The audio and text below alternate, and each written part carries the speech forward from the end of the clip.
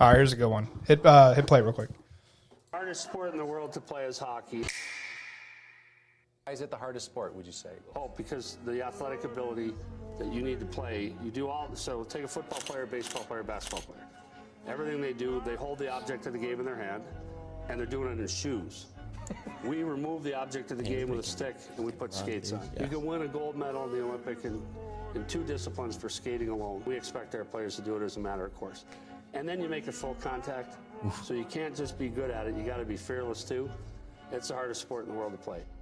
Yeah, he's not wrong. He actually brought up a good point too about like the object of the game being separated by like you have to use a tool to like to interact with the object of the game. I never thought about that. You don't get to use I used to be the biggest like baseball. You have a bat. That is true. There's other aspects and golf of too. baseball. And golf too. Like Yeah. you have to use something. And even like racket sports. But I just never thought about that. I used to be the biggest proponent of like ice hockey being the hardest sport. I've come around a little bit. I think there's obviously other stuff, but yeah. So is ice hockey the hardest sport? I'd say like top 2. It's up there. Say I think I used to argue about it with like the football guys. Oh, We used to go. it's definitely we not used to go at football. it. No, football is probably the most gruesome though.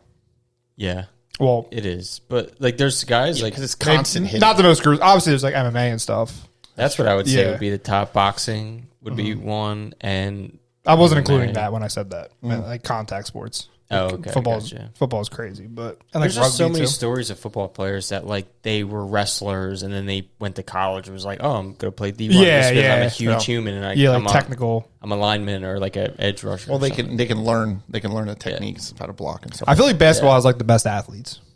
yeah, They're like freaks, dude. but 6'7", fucking but like a wide receiver in football, cornerbacks too.